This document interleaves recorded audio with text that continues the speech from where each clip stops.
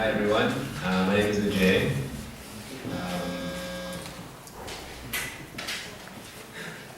Um, I would like to thank everybody in the panel so far for giving everyone here a lot of eye contact. I'm actually going to be speaking about a personal narrative, so I'm actually have everything I'm going to say written down, so I will not have as much eye contact as my previous panelists, co-panelists, but hopefully I'll still be able to capture your audience. So I'm a gay man.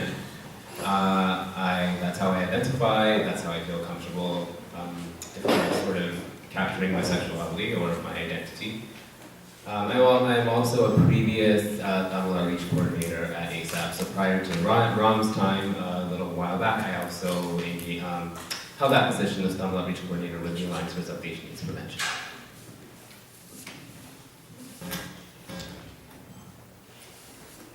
I'm going to begin reading it. Is it my phone? Yeah. Yeah, problem with phone. Turn this off.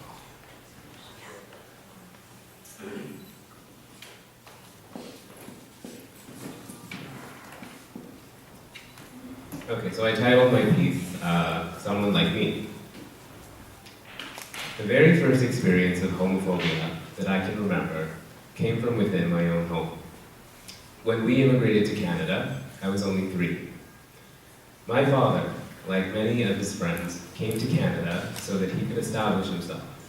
And he eventually brought Amma and me over here to start a new life. The 3 of us lived in one bedroom that we rented from another Tamil family. I was very happy to live there, as my new home also came in with built-in friends.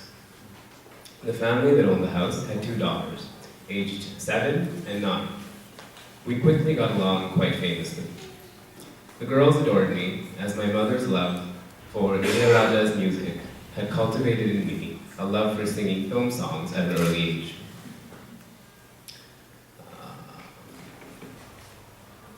This is the problem with reading, I tend to lose where I am. I cultivated singing film songs at an early age. The girls would play with my hair, lend me their dolls, and show me off to their friends as they came to visit. Saturday mornings were the most fun. In the basement of the house, every Saturday morning, a school of girls would gather together and be engaged in a secret activity. They spoke a secret language, set to secret music, and I would only see them once their secret world came to an end. But I knew that they were there because I could hear them laughing. This, I later realized, was not that strange, or that secretive. It was only a secret to me because I was a boy, better than not be in class.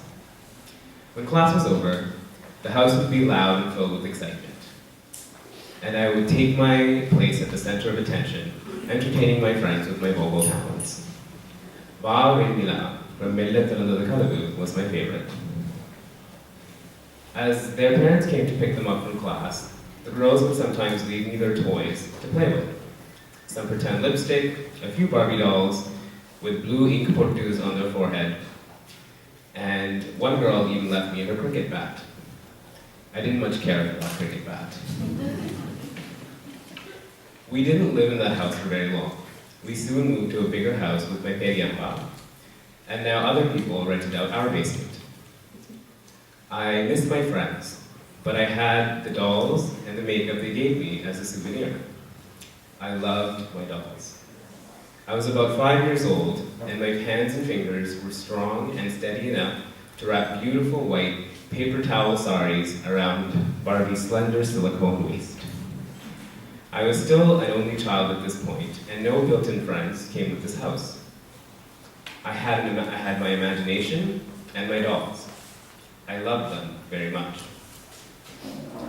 My father, however, did not. I can remember as early as 6, when we would go to family functions, where the men sat around in basements drinking scotch, and the wives, I say wives and not women, because even at the age of 6, I already knew that these parties, be it kids' birthdays or holidays, were really about the men.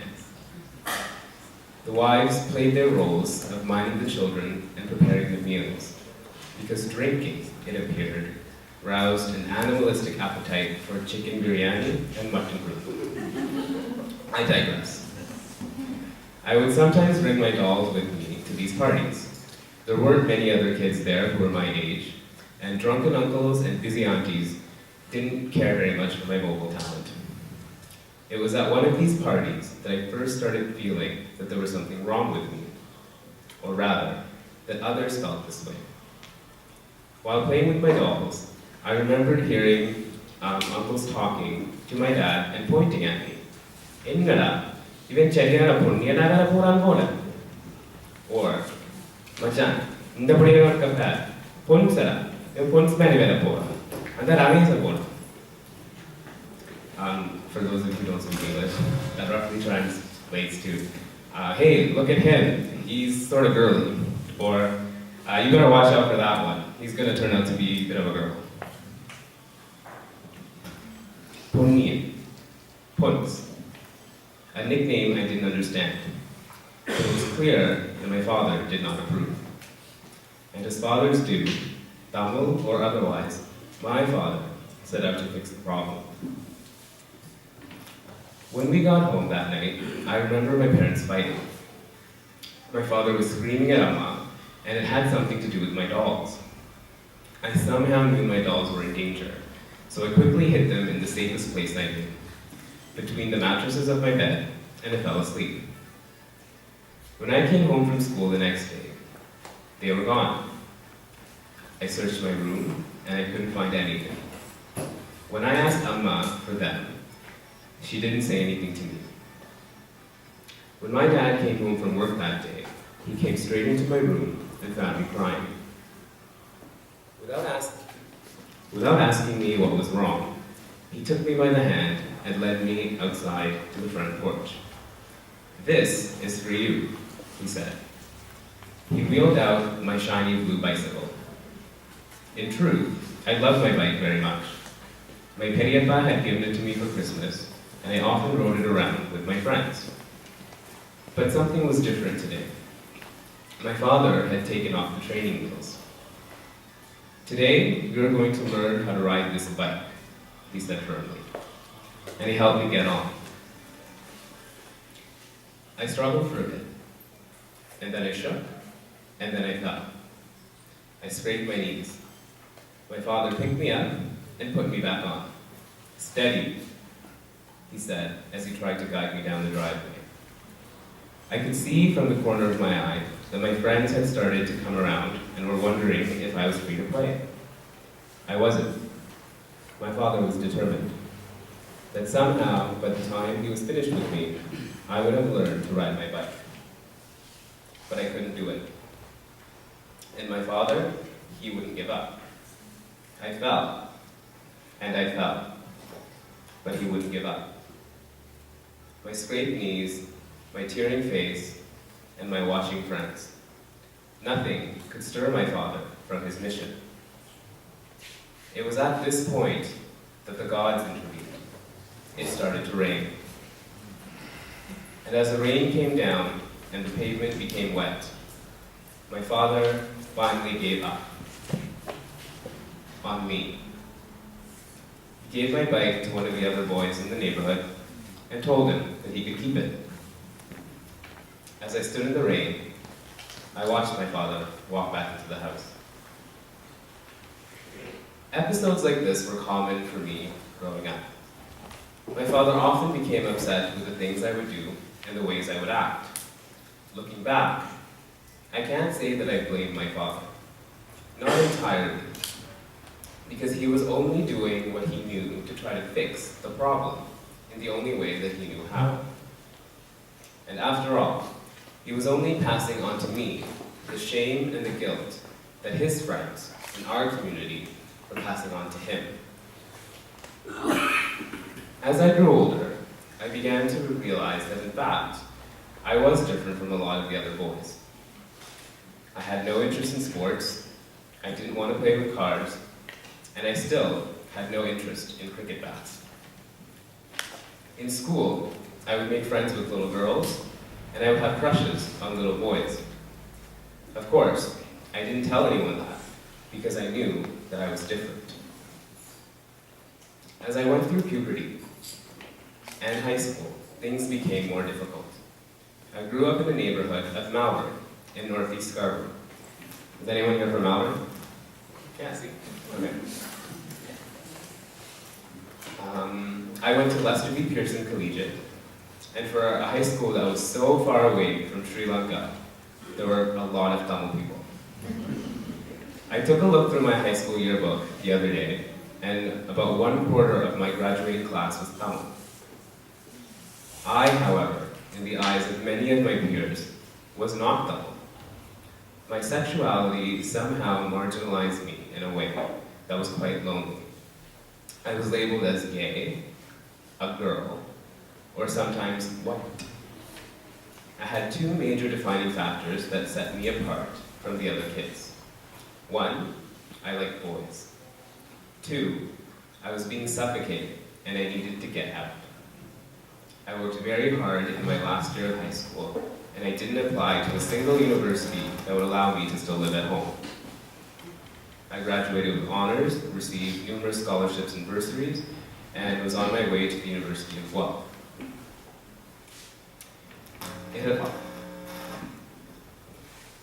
It had already been a few years at this point since my father had left my family, and I was already the man of the house. Leaving Amma and my younger brother and sister in order to pursue school was difficult for me, but I couldn't stay any longer. My decision to go to the University of Guelph was based on a number of things. Distance was one, but there was also their reputation for being gay-friendly. Campus tours and glossy course calendars showed numerous images of queer young people living the life, and I wanted that too. When I moved into my apartment-style dorm in the fall, I was ready to be the real me. I unpacked my things, I put away my clothes, and when I was finally finished setting up my room, I unfolded my shiny new rainbow flag and I hung it up over my bed. I had only been on campus for a few hours, but had already started to feel at home. Life at school was like a dream come true. I quickly made friends and became quite popular. Being 18 years old, I had no idea of whether I was being exotified or tokenized. All I knew is that something that had silenced me for so long now made me quite popular and sociable. I was VJ, the gay kid. It wasn't until later that I realized that I was also the J, the black kid. My first couple of years at school were great. I made amazing friends, got good marks, and often would come to Toronto to visit my family on the weekends. During my third year, a couple of friends and I decided to leave the safety and security of campus life and rent a house. We'd all been friends for a few years, and I felt comfortable with the idea. We moved in together, and life was still pretty good. One night, after finishing an exam and feeling homesick, I decided that I was tired of eating the pasta and sauce on campus, and I picked up a bag of rice and some fish at the market before heading home. I didn't have a lot of spice or any of the gadgets that we have in Scarborough, so I used what I had and I made myself a modest feast of rice, fried fish, yogurt, and onion sambal. Amma would have been proud. Just as I perched myself in front of the television and started eating my meal, one of my housemates came over and let me know that if I wanted, I could use the fork and the spoon we had in the kitchen. She smiled and said, "You don't have to use your fingers. In our culture, we have something called cutlery." I sat there, frozen. It was at that moment that I realized, yes, my sexuality is not an issue in these spaces. Nobody cared about what happened behind closed doors. But my race, my culture, and my Tamil identity were strange, foreign, and undesirable. The next few months were hard. Everywhere I went, I carried with me a newfound understanding of my race and my culture. I noticed little things about the way people looked at me and the way I was treated. I also realized why in one of the most gay-friendly campuses in the country, I always felt like an outsider at every gay student group or event I went to. I didn't know what to do. I felt so utterly lonely. Within the Tamil community, my sexuality was taboo and it alienated me, so I ran away. Within the broader academic and queer communities that embraced my sexuality, my race served to other me in a savage and belittling way. So like before, I ran. I moved back home. I felt so alone. I also felt angry. I was angry because I didn't know how else to feel. I was so tired of being alone and feeling alone. I can't be the only one, I thought. There have to be others like me. But in truth, in my then 21 years of life, I had never met another Tamil gay person. So I began to search. I signed up for every gay dating site and chatting site I could find on the internet. I began to look. Initially, my efforts were fruitless. Meeting people on the internet was difficult. Most of the chat rooms were full of single, white males with perfect abs and chiseled faces. No Tamil people here. I encountered one person with a photograph of Ajit Kumar as his profile. But when I told him that I was Tamil, he quickly blocked and deleted me. Although I was determined, I was beginning to think that I really might be the only one. And that's when I met him. He was kind, thoughtful, and he listened to what I had to say. I didn't know it then, but I was speaking with Dunstan Egbert, Tamil Outreach Coordinator with the Alliance for South Asian AIDS Prevention. He was gay, like me.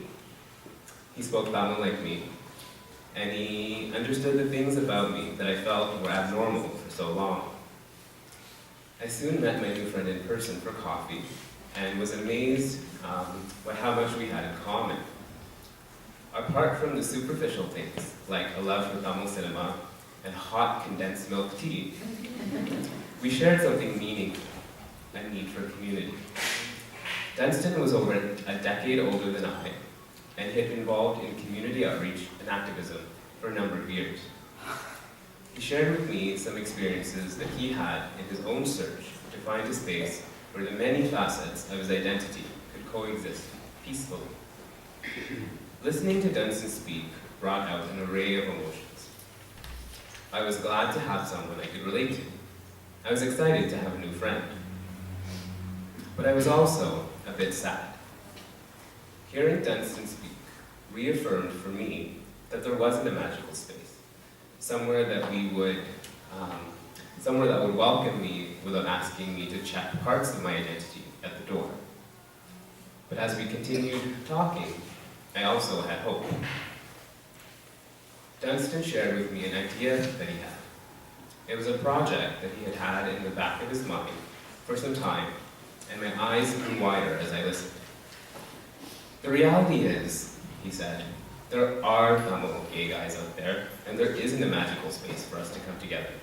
We all experience the same shit growing up. But if we want to change these things, we have to make that happen. I can still remember that conversation in my head, as if it were just a few days ago. It was at that moment that Snehidan was born. With a few phone calls and some flyering in the neighborhood, Snehidan soon began to take shape. Snehidan, in its time, served as a social and support group for gay, bisexual, Tamil men to come together to seek support, make friends, find lovers, discuss ideas, and celebrate the many nuances of our lives. We came together to celebrate birthdays, festivals like Deepavali and Pongal.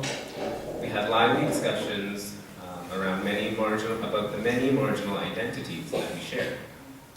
With the support of the Alliance for South Asian AIDS Prevention and the Lesbian and Gay Community Appeal Foundation, currently the Community One Foundation. We were able to coordinate a weekend retreat that combined workshops, discussions, good food, and some time away from the city. For me, personally, Snathan was also a source of strength. It allowed me to realize the wholeness of my identity in a way that I wasn't able to before. The reality is that straight people, and I'm sure there's some of you in the audience, will probably never understand what it's like to be in our shoes, or rather, my shoes. But by helping to create a space that legitimized my experiences, the less it mattered what others thought. And there is something beautiful about being part of someone else's journey to find that space. I stopped being I stopped being actively involved with Snathan in 2009. Others have stepped up to take the task, and there are a new set of young queer people doing the work. Because the work is important. I've built a network of amazing friends and allies around me. I work in community health, and I'm able to apply the values and skills that I've gathered throughout my journey to make positive impacts on the lives of others. I also take this opportunity, I take opportunities like this one, to speak about my experiences. My hope is that by seeing and hearing me in front of you today, you might have remembered a moment in your life when the world around you didn't quite make sense. I also hope that you will remember that our thoughts and our actions have meaning and impact on the realities of other people. Sexuality is very taboo in our communities. We don't talk about it very much.